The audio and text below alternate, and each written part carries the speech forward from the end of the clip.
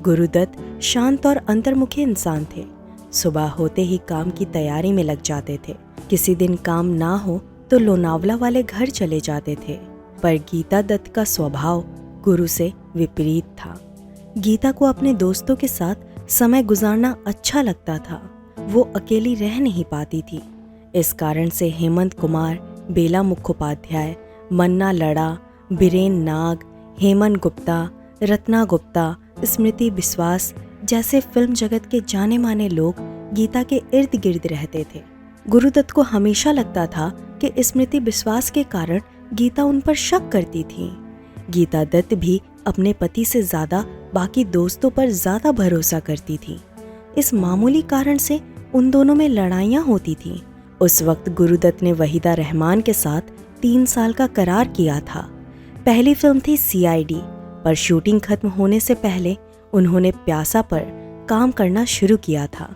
Unit के सभी लोग गुरुदत्त को समझाते थे कि वहीदा रहमान से एक्टिंग नहीं होगी, पर गुरुदत्त ने वहीदा को उच्च श्रेणी की अभिनेत्री बनाने का फैसला लिया था। एक्टिंग सिखाने के बहाने गुरुदत्त वहीदा के साथ समय बिताने लगे। अबरार अलवी के अनुसार शूटिंग खत्म होने के बाद सारे लोगों के निकलने के बाद भी गुरुदत्त और वहीदा स्टूडियो में रुका करते थे। ये बात सुनने में अटपटी सी लगेगी, पर गुरुदत्त की नीयत साफ थी। अबरार अलवी बताते हैं कि गुरुदत्त अपनी बीवी से तंग आकर घर जाने के बजाय सीधे लोनावला निकलते थे, तो कभी कभी स्टूडियो में ही रुकते थे। उन दोनों की प्रेम कहानी कब शुरू हुई ये किसी को नहीं पता चला। वहीदा को लेकर उन्होंने कोई भी बात नहीं छेड़ी। दरअसल गुरुदत्त और वहीदा के बीच कोई रिश्ता नहीं था। गीता दत्त से दूरियां बनाने के बाद वे एक दूसरे से प्यार करने लगे थे, पर गुरुदत्त ने आखिरी समय तक अपने मन की बात किसी को बताई नहीं। फिर भी यूनिट के लोगों को गुरुदत्त पर शक पहले से था। एक दिन अबरार अलवी गुरुदत्त के घर आए हुए थे। काम की बात शुरू होने से पहले बाहर से 3-4 गाड़ी आने की आवाज आई। देखते ही देखते गीता दत्त और उन लोगों के बीच पार्टी का माहौल बना। शराब और सिगरेट के बीच गुरुदत्त और अबरार अलवी घुटन महसूस करने लगे। तभी उस ग्रुप से एक लड़का और एक लड़की घर से बाहर गए और बहुत देर के बाद लौट आए। इस तरह की गंदी हरकतें देखकर अबरार अलवी को गुरुदत्त की तकलीफ का एहसास हुआ। घर में पारिवारिक माहौल कभी नहीं था, इसलिए प्यासा की शूटिंग के दौरान गुरुदत्त ने खुदकुशी करने की कोशिश की थी। उस फैसले के पीछे गीता दत्त के अलावा कोई नहीं था। एक दिन गीता दत्त रोते हुए अबरार अलवी के घर आई और उनकी पत्नी के सामने आप बीती सुनाने लगी। अबरार अलवी को लगता है कि उस दिन गीता ने हमदर्दी जुटाने के लिए नाटक रचा था। अबरार ने भी गीता को समझाया कि गुरु और वहीदा के बीच कोई रिश्ता नहीं है। कुछ दिन पहले खुद वहीदा की माँ ने भी अबरार से गुरुदत्त के बारे में पूछा था। गीता दत्त का बदलता बर्ताव देखकर गुरुदत्त डिप्रेशन का शिकार होने लगे। उनके बारे में लोग क्या सोच रहे हैं, इस बात से भी वे चिंतित रहने लगे। एक दिन स्मृति विश्वास के कहने पर गीता दत्त ने वहीदा के नाम गुरुदत्त को प्रेम पत्र भेजा।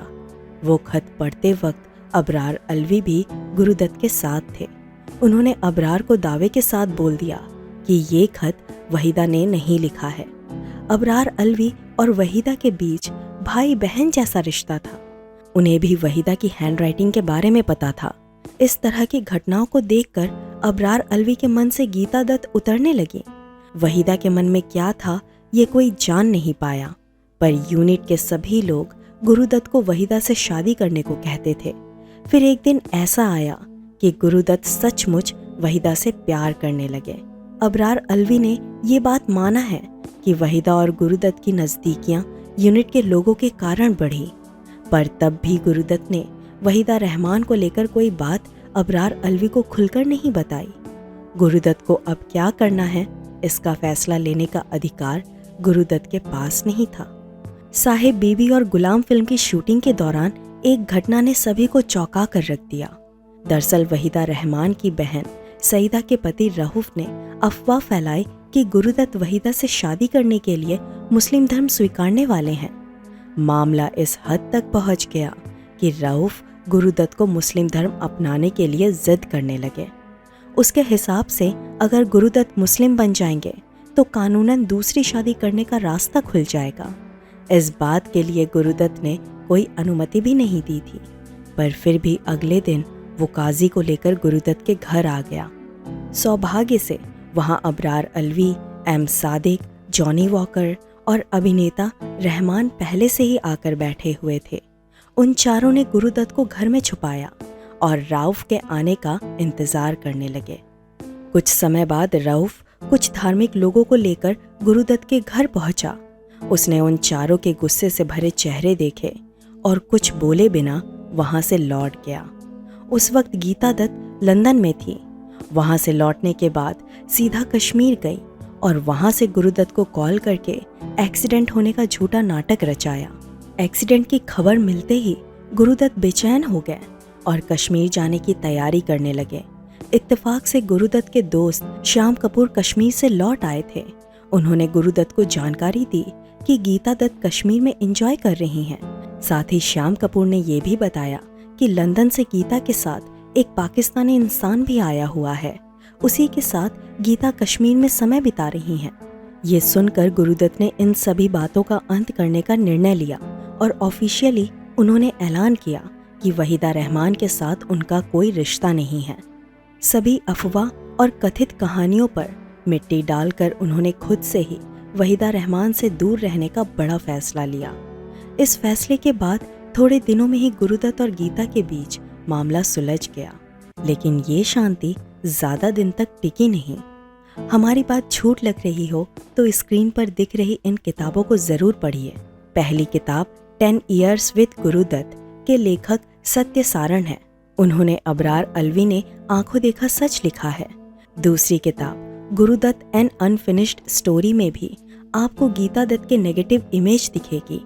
तीसरी किताब मराठी भाषा में है, अलौकिक प्रतिभावंत, जिसके लेखक हैं कृपा शंकर शर्मा।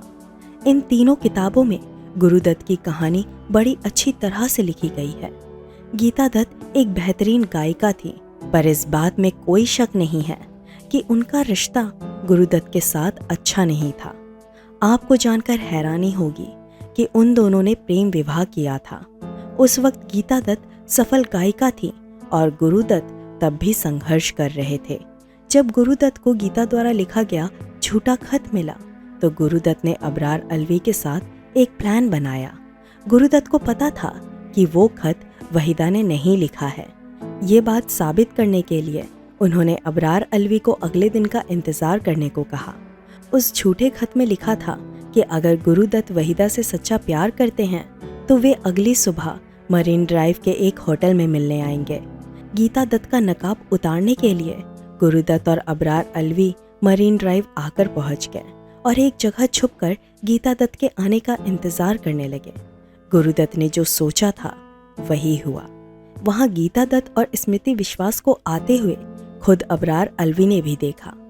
ये किस्सा फिल्म जगत के हर एक व्यक्ति को पता है। कश्मीर वाली बात का जिक्र खुद अनु कपूर ने भी अपने शो में किया था, पर उन्होंने खुले रूप से उस व्यक्ति की पहचान बताई नहीं।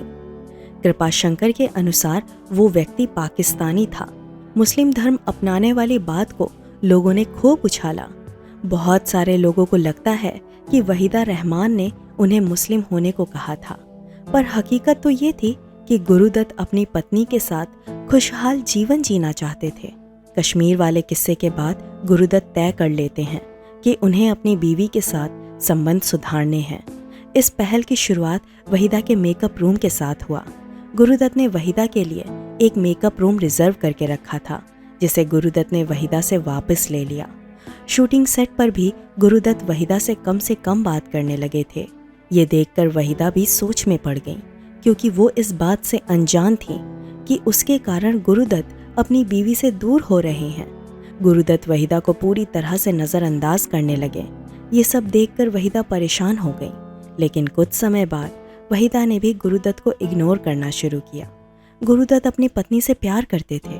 वे नहीं चाहते थे कि गीता दत्त उनको छोड़कर जाए। वैवाहिक संबंध सुधारने के लिए उन दोनों ने श्रीनगर में छुट्टियां बिताई। गुरुदत्त के अनुपस्थिति में अबरार अलवी डायरेक्शन कर रहे थे। उन्हें पता चला कि एक सीन को दोबारा फिल्माने की ज़रूरत है। वहीदा के चेहरे के बिना वो सीन अधूरा रह जाएगा। ये सोचकर उन्होंने वहीदा को सेट पर आने को कहा। उस वक्त वहीदा नटराज स्टूडियो में थी। उन्होंने मन बना लिया था कि वो गुरुदत्त के लिए काम नहीं करेंगी, पर अबरार अलवी को किसी भी हालत में वहीदा रहमान से सीन फिल्माना था। कुछ दिन के बाद गुरुदत्त लौट आए। अबरार अलवी ने उन्हें बताया कि उन्हें वहीदा रहमान के साथ एक सीन शूट करना है। गुरुदत्त अपने काम को लेकर बड़े पक्के व्यक्ति थे। वे शूट के लिए तैयार हो गए, पर वहीदा नखरे दिखाने लगी। आखिरकार वहीदा ने इस शर्त पर काम करने के लिए इजाज़त दे दी कि वे गुरुदत्त के सामने रहकर डायलॉग नहीं बोलेंगी। साथ ही वहीदा ने यह भी बोल दिया कि अगर गुरुदत्त ने उन्हें छूने की कोशिश की तो नतीजा भुगतना पड़ेगा। गुरुदत्त ने ये शर्तें कबूल कर ली। साहेब बीबी और गुलाम फिल्म का वो आखिरी सीन फिल्माया गया। उसके बाद गुरुदत्त और वहीदा की दोबारा मुलाकात नहीं हुई और ना ही उन्होंने एक साथ काम किया। वो साल था 1961। फिल्म जगत की बेहतरीन जोड़ी टूट गई। गुरुदत्त हमेशा हमेशा के लिए प्यासा रह गया। प्यार तो अधूरा रह गया, पर गुरुदत्त और गीता के रिश्ते सुधर गए। 2 साल बाद बर्लिन फिल्म फेस्टिवल में वहीदा और गुरु आमने सामने आए। उस वक्त भी उनके बीच कोई बात नहीं हुई। गुरुदत्त अपने मन के पक्के थे। उन्होंने वही किया जो 2 साल पहले कहा था। उन दोनों के रिश्ते फिल्म मैगजीन के लिए हॉट टॉपिक था। 1956 से लेकर 1961 तक फिल्मी मैगजीन में ढेर सारे दावे किए गए, पर सबसे बड़ा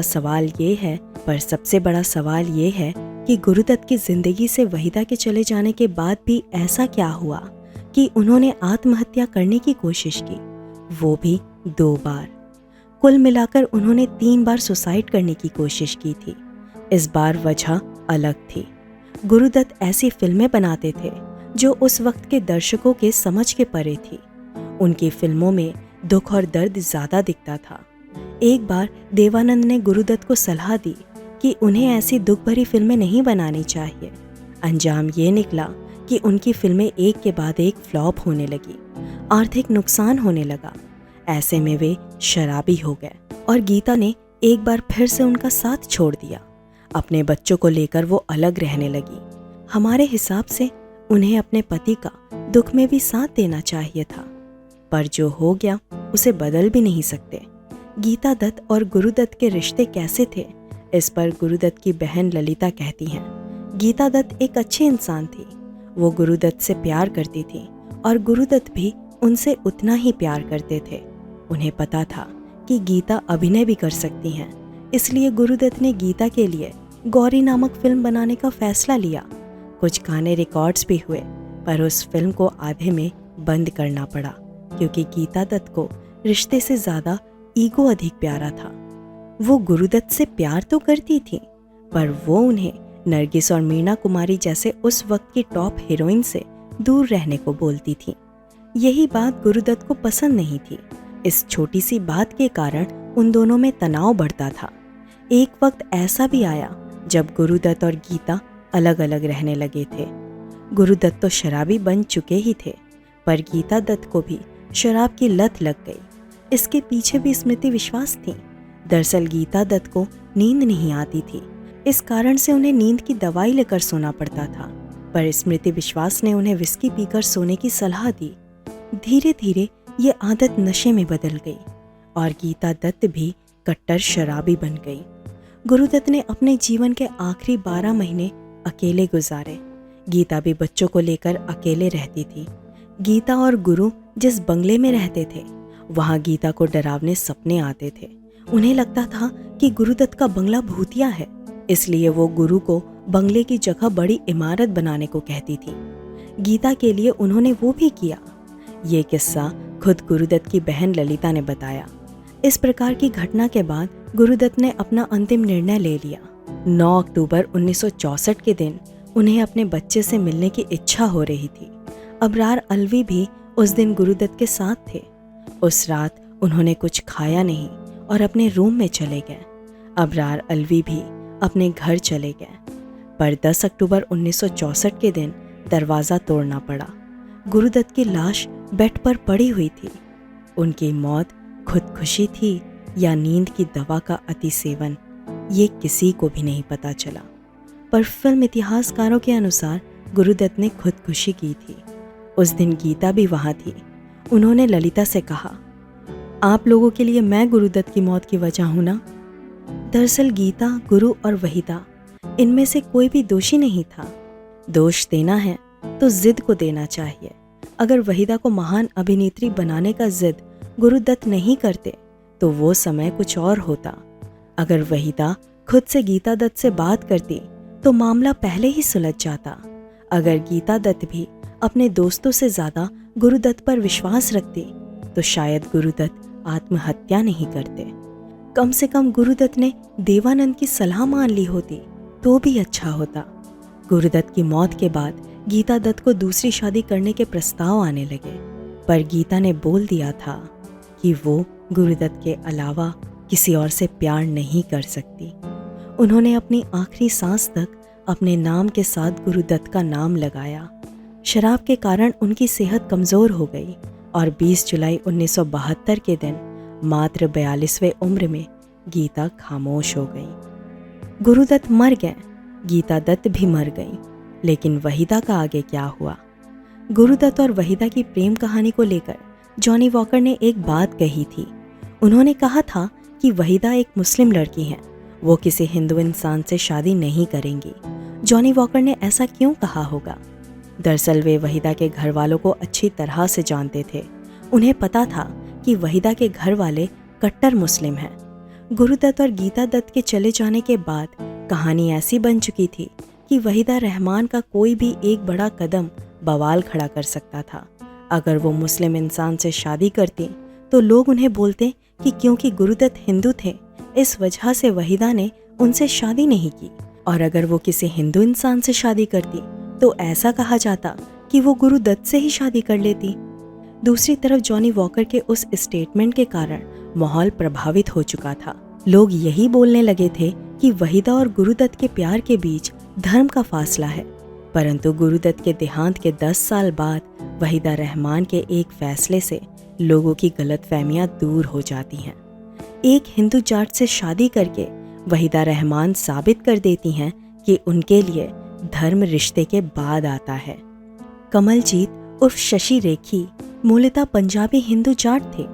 उन्हें कमलजीत सिंह भी कहा जाता था। उनका जन्म 1931 में दिल्ली में हुआ था और वहीं उनकी परवरिश हुई। उन्हें बचपन से फिल्में देखने का शौक था और अच्छी कदकाठी होने के चलते लोग उन्हें फिल्मों में काम करने के लिए सलाह देते थे। पर वे फिल्मों में जाते भी कैसे? वहां उनकी पहचान का कोई व्यक्ति नहीं था। परंतु एक इंसान के कारण उन्हें फिल्मों में मौका मिल गया। वे थे किशोर साहू। बाकी फिल्मकारों की तरह किशोर साहू भी अखबारों में विज्ञापन जारी करते थे। खबर पहुंचते ही कमलजीत ने अपने फोटोग्राफ्स किशोर साहू के ऑफिस भेज दिए। उस वक्त कमलजीत दिल्ली में ही छोटी बड़ी नौकरी करते थे और वे एक रईस इंसान भी थे। इस वजह से नौकरी छूटने का डर उन्हें बिल्कुल भी नहीं था। ऊंचा लंबा कद और खूबसूरती से किशोर साहू प्रभावित हो गए, परंतु उन्हें उनके अभिनय पर शक था। इस वजह से उन्होंने कमलजीत को मुंबई बुलाकर ट्रेनिंग लेने को कहा। उन्होंने कमलजीत को किस्मत का खेल नामक एक फिल्म देने का वादा किया था, परंतु तब तक वे मुंबई में क्या करते? इस वजह से उन्होंने बाकी फिल्मकारों से मिलना शुरू किया। गुजरता समय देखकर कमलजीत हार मानने को तैयार भी नहीं थे और अंततः एन.ए. अंसारी ने उन्हें मिस्टर लंबू फिल्म में कास्ट कर लिया। 1956 में कमलजीत की 2 फिल्में रिलीज हुई, किस्मत का खेल और मिस्टर लंबू। इन दोनों फिल्मों ने बॉक्स ऑफिस पर ज्यादा सफलता देखी नहीं, परंतु फिल्म के कलाकारों को बड़ा फायदा हुआ। किस्मत का खेल में खुद सुनील दत्त और वैजयंती माला मुख्य किरदार में थे और कमलजीत की नायिका के रूप में बेगम पारा थी। इस फिल्म में उन दोनों का एक रोमांटिक सीन भी है।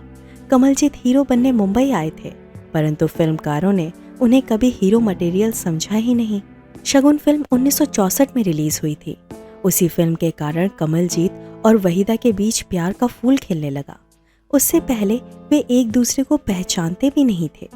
कमलजीत के एक्टिंग करियर पर ध्यान दिया जाए तो पता चलेगा कि वे हमेशा से साइड एक्टर के रूप में दिखते रहे। शगुन फिल्म पूरी तरह से वहीदा रहमान की ओर झुक गई। बतौर साइड एक्टर उन्होंने मिस्टर इंडिया और सन ऑफ इंडिया जैसी बिग बजट फिल्मों में काम किया था। दुर्भाग्य से वे दोनों फिल्में भी फ्लॉप साबित हुई। तो अंततः यही कहना सही होगा कि कमलजीत ने अपने करियर में सिर्फ 13 फिल्मों में काम किया, जिसमें शगुन और कव्वाली की रात को छोड़कर सभी फ्लॉप या एवरेज हिट फिल्में थीं। शगुन फिल्म का फिल्मांकन हो रहा था तब वहीदा और कमलजीत एक दूसरे के करीब आए। करीब 10 साल डेटिंग करने के बाद उन दोनों ने शादी कर ली।